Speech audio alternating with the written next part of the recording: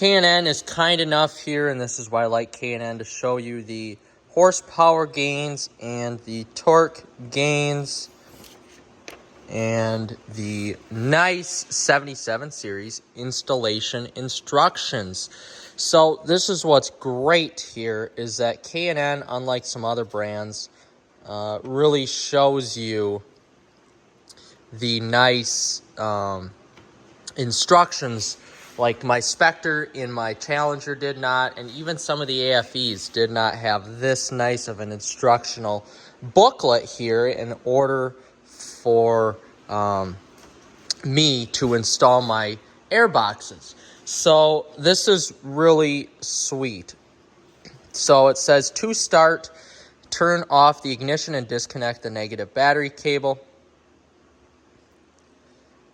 And it says here, blah, blah, blah, blah, blah, blah, blah, blah, blah. It says to disconnect the inlet air temperature sensor electrical connection, which would be right here. So we're going to take that off. And then number 3, it says remove the driver's side decorative engine cover. 4, disconnect the crankcase vent hose from the valve cover port. So we're going to do 1, 2, 3, and 4, and then we'll rejoin. So we've done steps 1, 2, and 3. I disconnected the air sensor, I pulled the inlet off, and then I just pulled the driver's cover off, which is just connected by these 2 plastic male adapters there. So if we look at 5 and 6, loosen up the air hose clamp securing the factory intake tube to the throttle body. And then 6, lift up the air assembly to dislodge it from the mounting grommets and remove the complete assembly from the vehicle. So right there, and then we'll pull the airbox off. Just a little tip here. So the easiest way to get the whole product, the whole airbox off of the grommets, I found, was to individually take apart each one of the airbox parts. So I took the cover off and then the filter out and then the bottom part. So I got that done.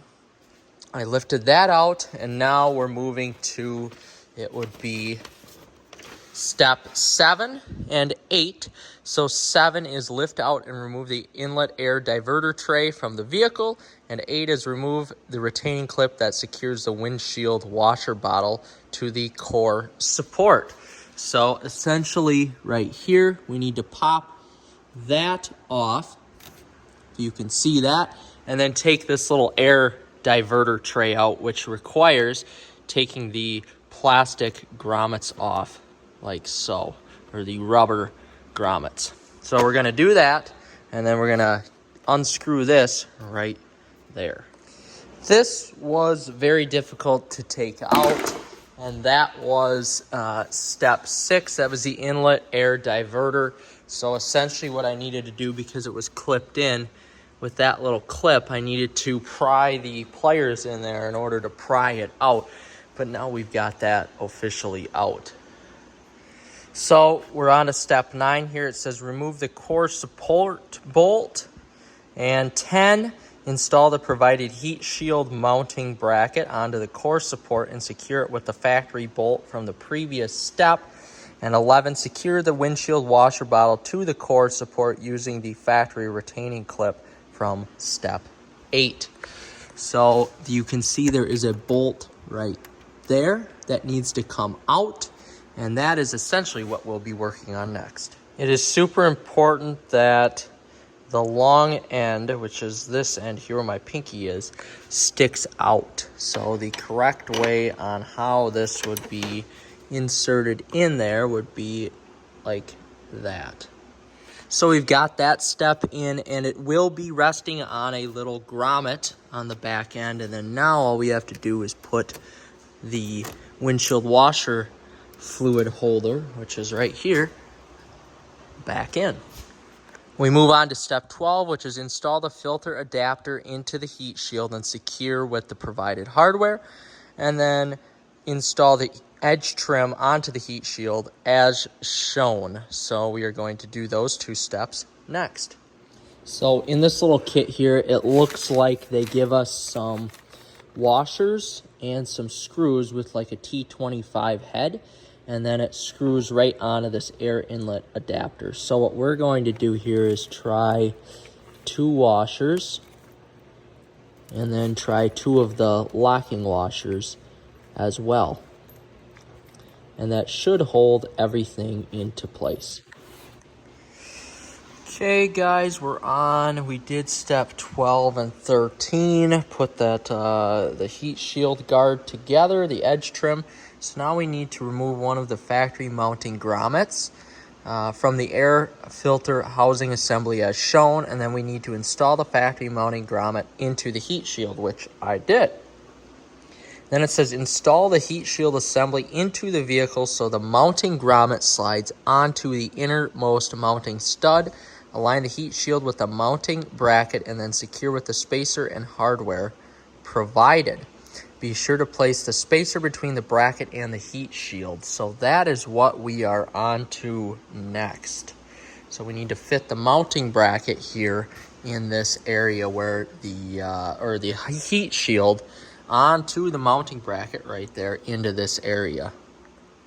All right, so we've got it in place with the grommet. So now we have to attach the actual heat shield to the mounting assembly right there. So we'll do that next, and then all of these little pieces in my hand, I'll explain what I had to do there. And we have a locking nut to the left right there. All right, guys, so this is the imperative step. So we have that washer, and that needs to fit between the actual mounting bracket and the heat shield. And guys, remember in a previous step, there's like a grommet right there that sticks between my finger and which the camera can't see, but my finger and the mounting bracket. That's normal. It rests on that grommet. Now, eventually in another step, we're going to run into this issue right here. But for right now, we just need to tighten all of this together. And I'm going to do that, and then we're going to move up the ladder to step 17 and 18. Moving on to step 17, it says install the coupler onto the throttle body and secure with the provided hose clamp. And then 18 says install the provided coupler onto the filter adapter and secure with the provided hose clamp. So right then and there, you have to pay attention to the numbers to pick out which coupler is right for you. So 08497 is going to be the coupler for the throttle body right there. And it'd actually be like that. And then the other coupler, once you find out one, you can't really screw it up because you've got 08418 that goes onto the actual heat shield. So we've got those. We're going to tighten those down, and then we'll be all set to move into 19 and 20. We've got the larger hose clamps here, and then we've got the smaller hose clamp. So the smaller hose clamp is going to go right there, right here, and the larger hose clamps, 1, 2, 3. So that is, if you're just wondering where the small hose clamp goes to, it's on the throttle body end. So we've got all the hose clamps on, and we are ready for the next 2 steps. So it says here, number 19 and 20, remove the inlet air temperature sensor from the factory intake tube, and 20, install the provided grommet into the K&N intake tube, remove the O-ring from the inlet air temperature sensor, and then install the sensor into the grommet as shown. So we've got our aluminum intake tube here, which I'm going to take out. Awesome looking aluminum. And now we have to take the air temperature sensor out from here. And per the instructions, the O-ring, which was sitting there, is supposed to come off. So we're going to take the O-ring, put it on a non-dirty surface, and then we've got the temperature sensor in my hand, which we have to be very careful with. And then we've got the grommet in here. And then we're going to fit the grommet in that hole and put the air temperature sensor in there. We have those 2 steps done. So we're on to step 21, and that is to install the K&N intake tube into the hump coupler and then into the straight coupler. Adjust the intake tube for best fit and then secure with the provided hose clamps. So essentially what we need to do, and just making sure we're lining this up correctly here, we need to turn this inside like that. So the short side goes there and the long side goes into that clamp. So we are going to do that right now. We've got the clamps into place. This was a 2-handed job that essentially it was sort of tough to get it into place here. A lot of shimmying here with the heat shield, and a lot of shimmying here over by the throttle body. So I'll wait till I get done to put the decorative stickers on. But until that time, we're on to the next step. So we're on to the last little bit here. So we're on to 22, which is install the provided crankcase vent hose onto the valve cover port and then to the port on the K&N intake tube. Some trimming of the hose may be necessary. And then 23 is reconnect the inlet air temperature sensor electrical connection. 24, reinstall the driver's side decorative engine cover. And we've got the temperature air sensor back in place, and we did have to trim this hose right there in order to get it to fit. I trimmed about 2 inches off. I didn't want to trim off the Mopar hose because I figured I'd just keep that as it is, as much as I wanted to look at the Mopar logo. And I did put the decorative hood ornament, if you can call it that, back up there, the 6.4 liter Hemi. So now what we need to do is install the K&N air filter and secure with provided hose clamp.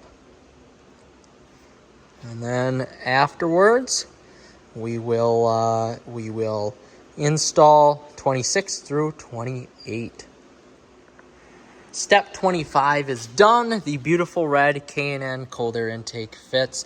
Now, one thing that is kind of a flaw of the 6.4 is that the intake just, there's not as much room for the intake here on the 6.4 liter Hemi. And another flaw that which we'll see, the heat extractor here on the driver's side, that creates an area where water will leak right into the air intake, which we don't want that. So now, as we see in steps 26 through 28, you'll see here, during inclement weather such as rain or snow on Jeep Grand Cherokee, install the appropriate heat extractor vent block off provided into the vent of the hood to reduce the chance of unwanted water or snow contacting the K&N air filter, which you do not want water or snow on your air filter. And again, there's the Durango, and then we have place the provided block off into position and reinstall the factory screws. The block off does not seal the heat extractor vent completely. It is intended to reduce the amount of moisture that can directly come in air contact with the air filter. So we are going to do that next. Specifically for the Grand Cherokee, you do not need to take the heat extractor vents out because, as you can see, there are bolt spots here, like where the Grand Cherokee or where the Durango has, where there'd be bolts in there for the heat extractor vents. But on the Grand Cherokee, there is not. So I don't need this, and I don't need that, specifically the backing plate here. So those I'll just keep, and I actually have a Durango RT Tow and Go that I might throw that on if I end up getting just a new filter for that or a new air box. I'm not sure yet. But this is put on, and yes, it was a pain in the butt. And yes, it does suck because now you're only extracting heat from one side, and there's just this little tube here for heat, but at least it's there. So now we're going to reconnect the vehicle's negative battery cable, double check to make sure everything is tight and properly positioned. The carb exemption sticker must be visible under the hood. Of course, that's for California. And it will be necessary to check K&N high flow intake systems every once in a while here. And then it is road testing next. So what we're going to do is put some stickers on and then start this baby up and see how she sounds. And without further ado, the system is in place, or the cold air intake is in place. So what we're going to do is start this monster up and see how she sounds, which I'm pretty excited for.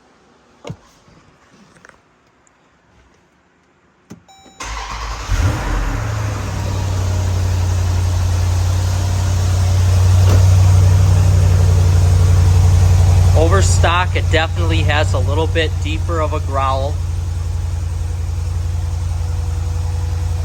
For sure. And, oh yes, it's sucking the air right now. Holy smokes.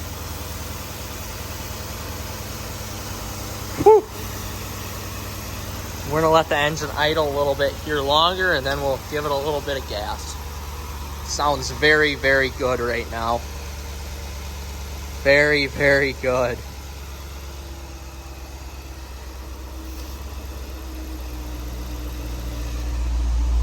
Exhaust sounds good.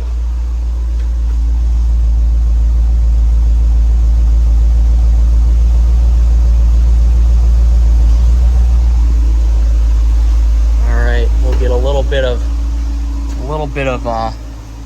throttle. Oh yes, hear that.